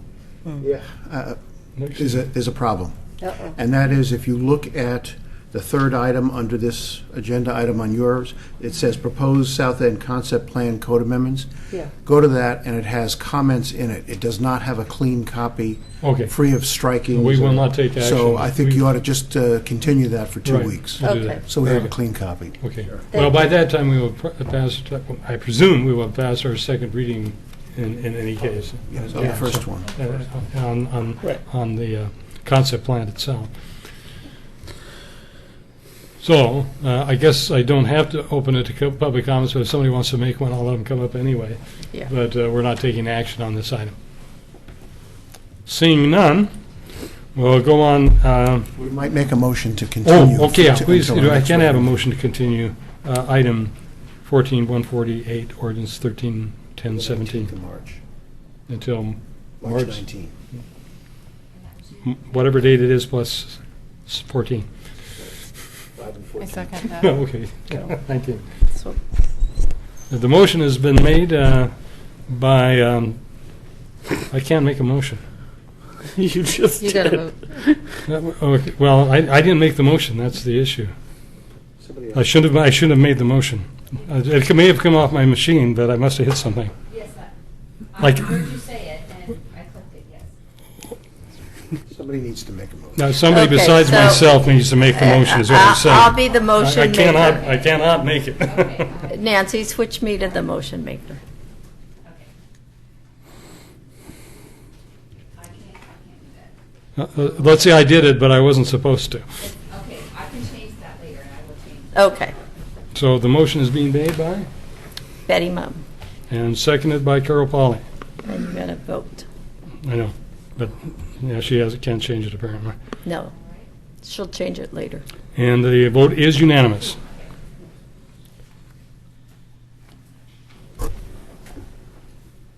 With that, we'll go on to the agenda. And what we have before us is the consent agenda. There's nothing under general business, and so do I have a motion to approve the consent agenda? Move to approve the consent agenda when I get there. Second. All those in favors? Well, okay, excuse me, push the Vote. button. That's unanimous as well. Okay, and then we'll go ahead to our city manager's report. Thank you, Mayor. First, I did want to comment on one of your consent agenda items tonight on behalf of the public was I think, as close as a city can come to a complete legal victory in a lawsuit Yes. resulting from a landslide area at the Forest Edge Apartments, and the city was able to prevail in that suit, and on all points, actually, and we relieved the public of enormous liability and protected the integrity of our water system in the process. So congratulations on that. At our last meeting, I mentioned that I was going to be bringing up the issue of TriMet with our regional city managers meeting, and they're still meeting here in Oregon City in our chambers periodically, and the group was here. We're having really good turnouts. It seems like people like coming here for some reason, so we're glad to have them. But the consensus of the group, and I'll just get right to the point because I know it's been a long meeting. TriMet, we have a couple of members there, Canby actually wasn't there, but Wilsonville was, who have their own and we're familiar with their systems. They like their systems. They think they work a little more efficiently than what they think they would get from TriMet, but mostly they think they get better service. Right. And they certainly have more control over the kind of service and the routes and all of that.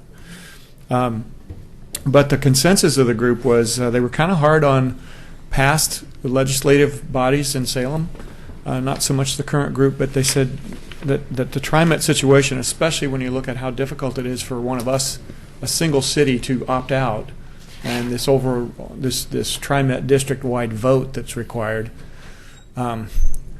it's not likely that we just didn't think that we think it's very, very difficult for a city to withdraw under the current status of the law in Salem. And so the consensus of our group was the legislature, whether they wanted to or not, they created this problem and they need to address it if it's going to get fixed.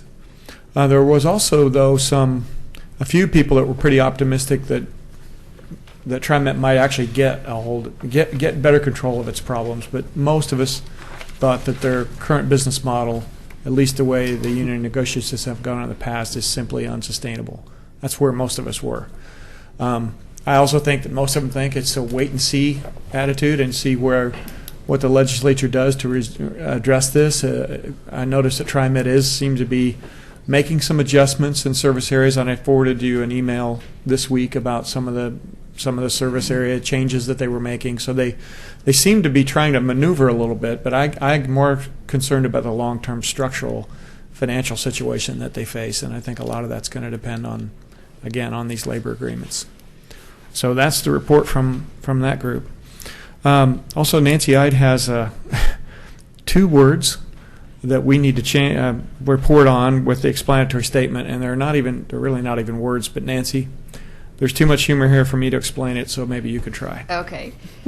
The library ballot measure that was just approved to go to the voters was certified by the county, and afterwards I received a call from them that the limit on it was 2 words over.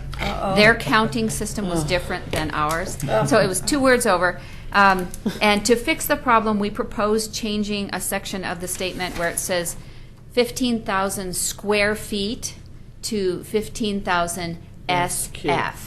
Yeah. So if there's any concerns with that, please let me know now. Otherwise, we'll just make that quick change. It's it not a means the same substantive. thing. It's not a substantive Right. change. It's only a technical. You could have put an FT with a superscript 2 after it. All right. Thank you very much, Don't Nancy. confuse the voters.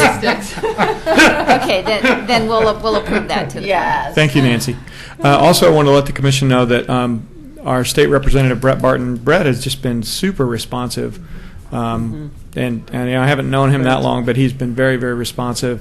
Called this morning and let me know that the legislature, I think this happened actually early this morning, when by the time I saw the mayor this afternoon, I told you I had received a bulletin from LOC, but the deal was already done by the time I got LOC's bulletin. But essentially what they did was they, in Brent's words, kicked the can down the road on medical marijuana to 2015. So cities can continue to completely ban these facilities until that time, under the law that compromised today in the Senate. So then also I attended the Tri-City Advisory Committee meeting this afternoon, along with some of our staff. There were 2 things on their agenda really that are of significance. One was an SDC issue. They haven't done a very good job, I think, of keeping pace with their SDCs, but it's a very small amount of money proportionately to their budget. West Linn has much higher SDCs than Oregon City, for example. So we sort of let West Linn be the barometer of how high that should go and when. But it looks like they're going to make some increases in SDCs, but they're going to phase them in gradually over, I think it was a 7-year period, 5-year period. So, the county commissioners will be voting on that, not us. But we didn't even take a vote today, but they did hear our input from us. So that's coming down the pike. And then they also wanted to talk. We spent way more time on something I think that was a lot less significant, but that was the payment of right-of-way fees to Oregon City by the Tri-City Sewer District. The city manager from West Linn, as no surprise, continues to think that West Linn residents should not have to make any contributions, so he's in favor of only Oregon City residents paying any increases that this causes to Tri-City. The increases system-wide if everybody in the whole Tri-City Sewer District considered this a district cost, and of course I made that argument that it is a district cost, particularly because but for Oregon City's right-of-way and these main trunk lines and the plant and all the infrastructure that's in our community, mostly in our right-of-way, but for that, none of these cities would have their sewage treated, delivered here and treated. And so, I think that was a fairly persuasive argument, but I wasn't in a persuasive a group that was leaning our way, if you know what I mean. So, but anyway, I think we had a good discussion. It was real positive. But it wasn't unlike the discussion I think some of you had at the South Fork Water Board. The Tri-City, Gladstone city manager actually said he had a problem with trying to separate out Oregon City and treating them differently than others. He was concerned about rates, but he didn't think that that was a good philosophy to start down that road. There is there are some history and some authorization for them to segregate out rates and have a separate rate stipend or basically a rate amount. It's called a tiered rate structure for costs like that, but they would have to probably make a ruling that it was not a district-wide benefit that they received. The other thing we're up against is the new county administrator has been really delightful for me to work with and get to know, but he comes from the state of Washington where they aren't allowed to charge franchise fees to public entities. And he spent, I think, more than 20 years of his career working in that environment. And it's just sort of like me when I deal with medical marijuana. I have to take off the 10 years that I spent as a police officer, take that hat off, and kind of try to get I'm a little bit, I have a built-in bias. And he's got that situation when it comes to these fees. And so I think what's happening is there are a couple of executive sessions that county council is having with the Board of County Commissioners, and they're trying to determine what they want to do about that, if anything. And I don't really know, but I will keep you in the loop when I know more information about that. I'm going to make a comment. If you end up having conversations with governing boards of these entities, I think the easiest thing to say, we've just put this right-of-way ordinance in play. I think we ought to let it go the way it is, and if issues come up that we need resolution on, then we'll deal with them at a later date. And then don't involve yourself with I don't intend to involve myself with any other discussion than that. We went through a long process and a unanimous agreement on how this should go. Well, Mayor, one of the points I made to my colleagues is that this is the model right-of-way ordinance for the state. And some cities like Eugene have done amazing things to improve the conditions in their communities with funds that are raised. And we are now seeing we're up to 18 applications from people. And I keep saying the county was so right when they said we don't know what's in our own right-of-way. We're basically going from the Stone Age where we identify 2 or 3 users and have a franchise with them that sometimes we negotiate for 5 years, to having no negotiations, 18 applicants, and a very efficient, streamlined system. And I think it's almost neglectful for cities around the state not to adopt a model right-of-way ordinance like this one that the league paid for, that was voted on and vetted through the attorneys that work for the League of Oregon Cities and for us. Not a coincidence, by the way, that they work for us. And I think that it's incumbent almost. It's our responsibility, because some of the providers are us. We have our own utilities, and we have South Fork, and we have our friends and neighbors, but we also have entities in there who make enormous profits on the people that live here and aren't here.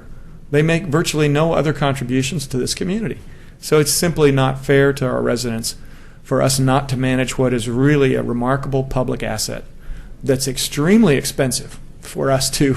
I mean, if we collected every single franchise fee that's been owed us for the last 50 years, we wouldn't have enough in that entire pool to pay for our general fund expenses for a year.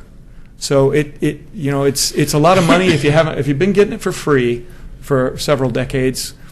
All of a sudden now we're talking about 50 cents per month. And I've sat on this board and watched them vote in $2.50 increases unanimously almost, and I'm the only guy over there kind of asking a lot of questions, and get looked at funny sometimes, but I'm asking a lot of questions about that stuff. And so the same group seems to be really comfortable with those, but at the same time they're not as comfortable with virtually a tiny increase. I think that's just change. It's tough, and there are legitimate arguments on both sides. Everyone was cordial. But anyway, that's the status, and I'll keep you updated if there are further. You ought to give yourself some credit as to the mechanism you used to find out these right-of-ways we didn't know we had in our city, because what you did, you notified virtually everybody in the state right-of-ways, isn't that? That was right? listed with the Public Utilities So Commission, yeah. we mailed out to every public utility. Over registered 300, with the over state. 300 of them, yeah. And so they got it, so they figured out whether they were in Oregon City or not, and that's why we got more than we knew we had.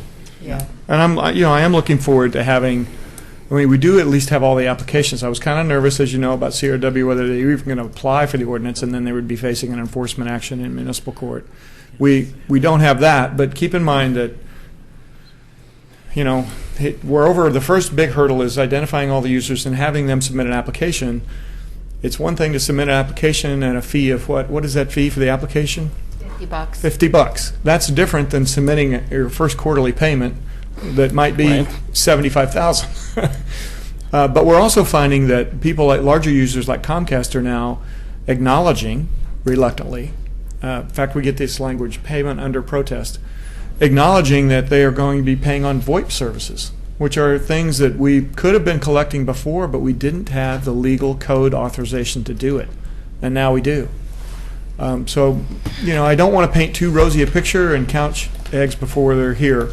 But if all of these 18 pay what they're supposed to pay on the schedule they're supposed to pay it, in your next budget discussion, you're going to have more leeway to do more good things for your community. Yeah.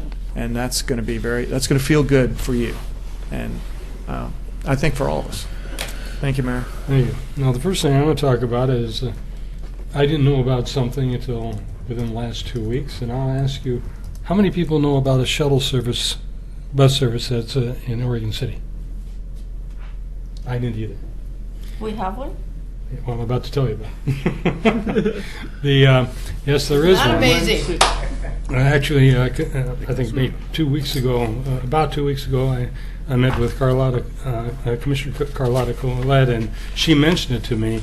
And then at our last Metro Policy Advisory Committee, TriMet was making a presentation, and there were two shuttle operations. I think one was in Tualatin and the other one was in Oregon City that made presentations. There is an employee shuttle system that operates in Oregon City, taking employees in Maryswood and Merrillhurst to those locations. Yeah. Well, they pick up anybody on that route if they're standing up next to the curb. They have put their availability into the into South End's Neighborhoods Association newsletter, so that information is available. But I didn't know of its availability to the public. They start at Oregon City Evangelical Church. They go up to Warner Parrott. They go. They got that one right. One of the Warners? One of the Warners. Turn right. Go over to South End. Down South End. They actually stop at the Pioneer Community Center, and then finish out their route on the other side of the river. And the person that made this presentation came up to me and said, well, I've never come in to see your staff. And so I suggested that be done. I got a card. I got a copy of not only the Oregon City route, but I believe it was a Tualatin route, and gave it to the city manager and so forth. And so that's something that we should know about. Now, the timing of their trips doesn't correspond that well to peak hour timing. They finish their route at 5 o'clock, I believe, in Oregon City. But the point is, it is something that's available. Forest Grove made a presentation at that impact meeting, and they have worked with TriMet, and they've developed two loop systems that apparently are serving them very, very well. I did want to make an announcement here and suggest anybody that can make it do so. The TriMet Board of Directors will be holding its rotating monthly business meetings around the Tri-City County metropolitan area on March 26th. We plan to be holding our meeting at Clackamas Community College. And it's going to be at the Gregory Forum. There's going to be a reception from 8 to 9, a public forum from 9, that's in the morning. And a public forum and board meeting, it goes from 9 to 11:30. I intend to go to it, but I think it's critical that we actually increase our connections and our conversation with TriMet, and deal with some of these issues that are coming before us. The other thing I wanted to mention was we had a wonderful member of Metro Policy Advisory Committee that represented the special districts of Clackamas County. His name was William Wild. Over the past year, it was clear as he was coming in that he was suffering from cancer. He was going through an improvement phase, but it turned around and he passed away. And there's going to be, and I'm going to go to it. He always participated knowledgeably in any of the discussions that were going there at the Impact meeting. And there's going to be a memorial service on March 29th, 1 o'clock, at the STEM Family Chapel in Milwaukee. It's 2906 Southeast Harrison Street in Milwaukee.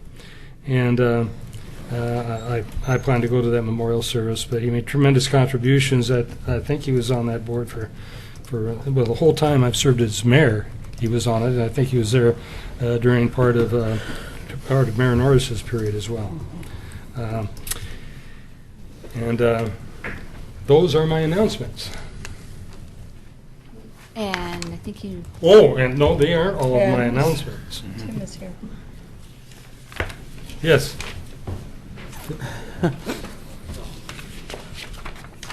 We've appointed Timothy Christopher to the Oregon City Budget Committee. The term goes from March 5th, 2014 through December 31, 2017.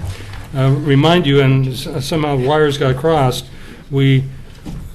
of the members that were currently there, we advanced their periods to cover our actual budget cycle. So the people are on 2 and 4 year rotational cycles now. We've appointed Dustin Moyes and Daniel Tupper to the Parks and Recreation Committee, and John Seward to the Historic Review Board for the term January 1 through December 31st. We still have a couple of vacancies that we hope to fill. One of those positions, and I don't think I knew about it because I think the term must have begun before I was here, was on the Historic Review Board. It is a vacancy for the Oregon City Chamber of Commerce. That appointment is going to be made, but the request for it has to come from the chamber. We haven't got it, and so I'll hold off on that appointment. Parks and Recreation Committee has one vacancy for the Pioneer Community Center, a representative. There was some confusion there, and somebody applied who actually worked at the Pioneer Community Center and actually rented the Pioneer Community Center, and the person cannot be an employee of the city. So I had to deny that. That it was recommended by the board that person be appointed, but we couldn't make that appointment. So it will have to be a person really that uses the services of the senior center as opposed to an employee. And I think there might have been confusion in part of it, or the senior center there. Excuse me, Pioneer Community Center, which is the senior center. With that ends my my report. Anybody else? Commissioner? Oh, we're on the floor with Commissioner Robb. Okay. I want to thank Timothy. I mean, yes, in a how do I say this, Wyatt? I'm not going to offend you, I hope, but on a committee that's not, to me, the most exciting. It's an exciting committee. I don't know what she's talking about. You're worried about offending Tim. Oh, yeah, okay. Yeah, not Wyatt. But to hang around it, I just really commend you for that. Second is several of us attended the Clackamas City's dinner last week, and I thought it was just excellent. Went back to the same place for dinner the next night. I'm not talking about Yeah, they do have between 4:30 and 6:30 $10 dinners. Wow. So it was very good.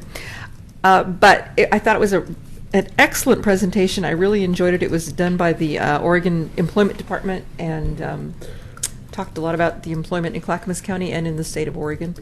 And who was it? Was it Betty? It was Betty said that they thought that they would like to invite the person that did the presentation here.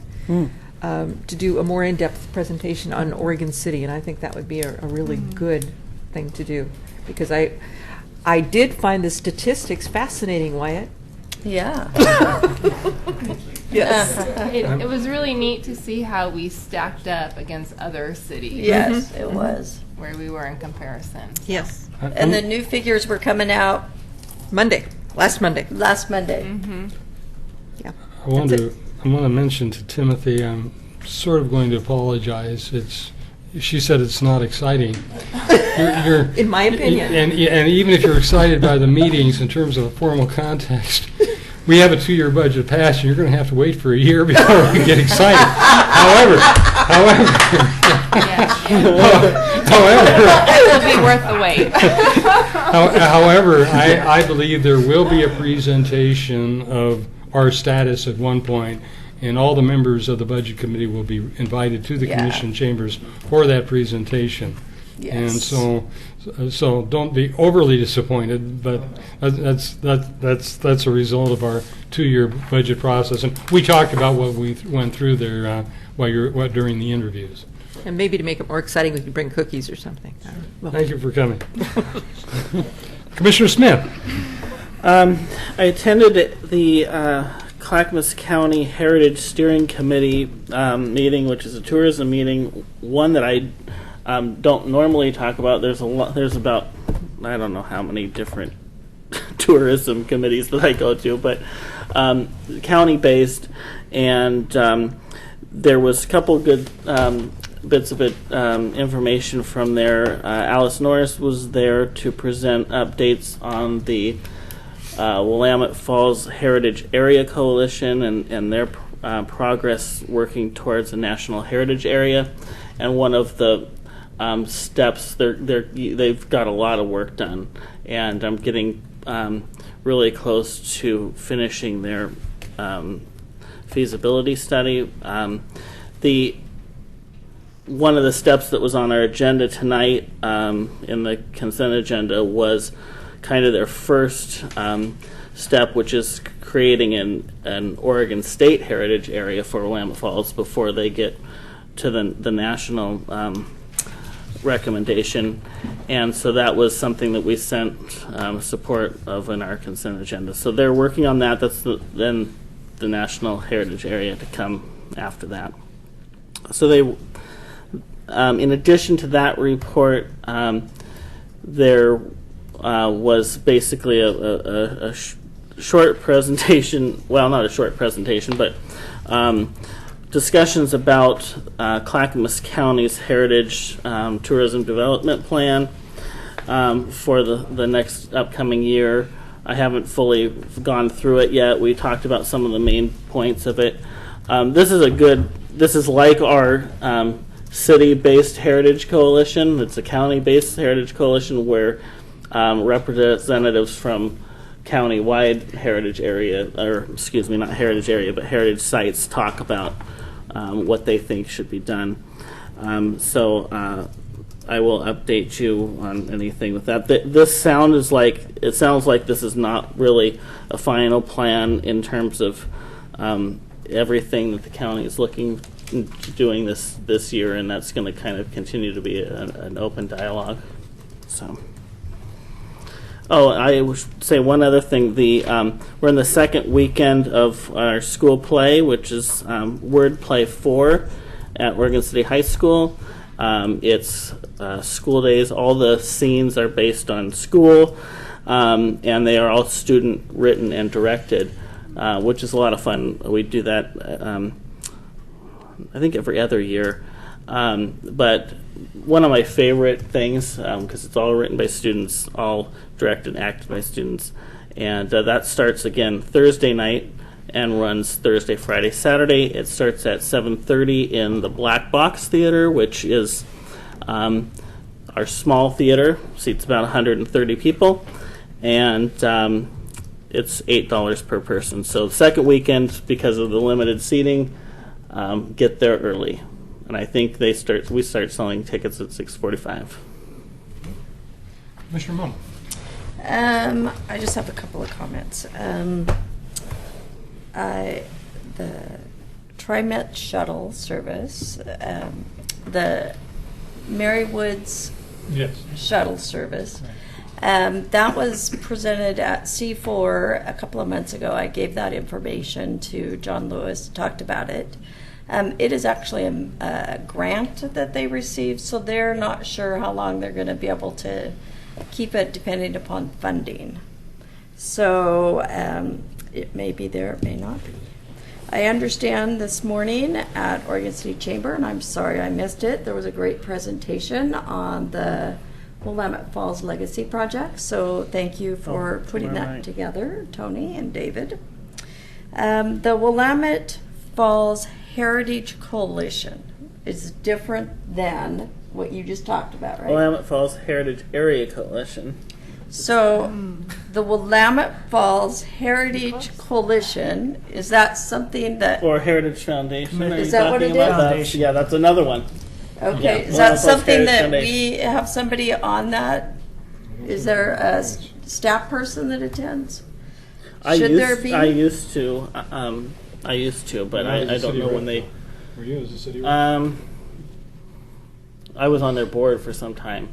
I don't know when they meet now. Eric, do you have any? I What do you attend? attend the Willamette Falls Heritage Area Coalition meeting. That's the one I was I'm on talking board about. for that. Heritage, yeah. Yeah, that's one. Yeah, Yeah. right. So that one you attend? Yes. Yeah. Okay, Yeah. so you're our rep there? Yes. I'm the alternate. And you're the alternate, okay. The other thing is Friday, Westland City Hall, Kurt Schrader's going to have a roundtable there. And the mayor's not able to attend. I'll be there, and wanted to get any ideas for suggestions of what I might present to him or ask him for money for. You know what The to ask for money Willamette Falls Willamette Falls Heritage Legacy Project. Don't give it to the Heritage. Oh my gosh.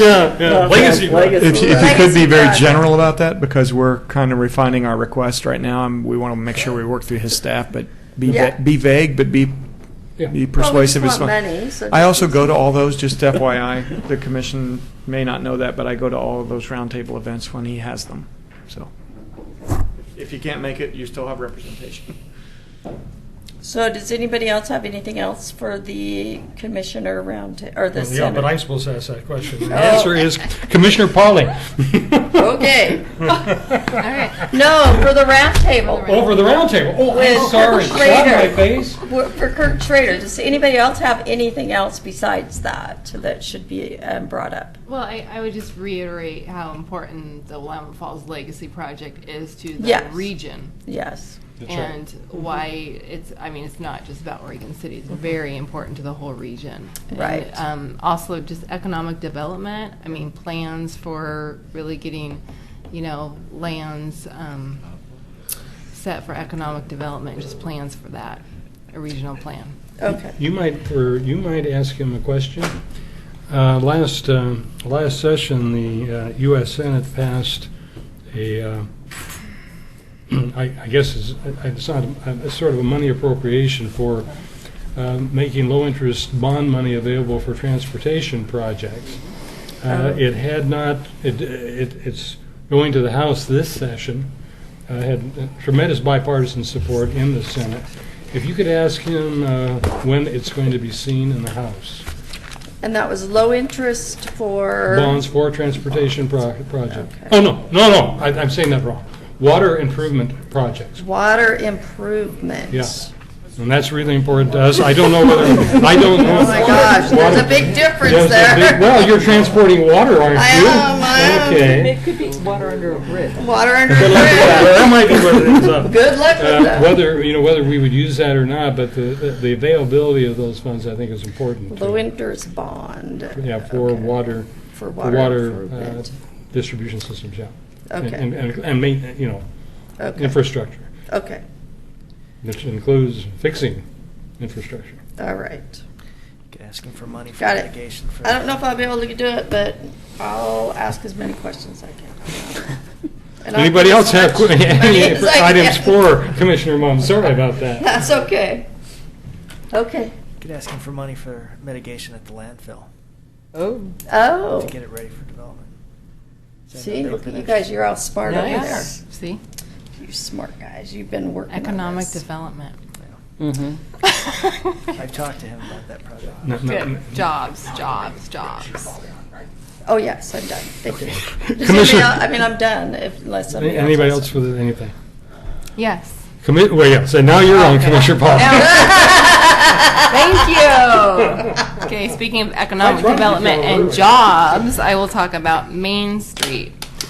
We had our half-day strategic planning session on Saturday. They actually called it a retreat, but it is not a retreat. There's no manicures or pedicures. It is not a retreat. We had it in the Main Street office, which is great. It's very accessible to the public. And so we got to see all the people that are walking Main Street now on Saturday, which is great. It's great to see all that pedestrian traffic. good. Lots of people stopped and waved to us, and it was great. What we did was we set up the goals for each of the 4 committees and their objectives. So Main Street's really going back to that 4-point approach. We had a program review that was facilitated by Sherry Stewart from Main Street, Oregon, from the Oregon program. And she's been so helpful, and she was there at our strategic planning session. Oh, nice. So, yes, and she's always going to be available to us at any time when we need guidance or assistance. So that's been such a great partner. And so we're really focusing on building strong committees with lots of people, lots of volunteers. We're really trying to get volunteer base for Main Street going. So if anybody's listening that's interested in volunteering for Main Street, stop in the office. Jonathan's always available to talk. There's lots of interesting things to be involved in. You can be involved in organization, promotion, design, economic development down there. There's also advisory committees. There's a retail committee that is going very strong. The turnout to the meetings has been great, and that's good to see, because I think that was one aspect down there that felt really kind of weak and out of the loop, so lack of participation. So there's more participation on Main Street. We've got the goals and objectives, and then it's up for the committees to do the rest and plan their projects. So good work there. Is there anything else for the good of the order? I know that. We'll be adjourning into an executive session.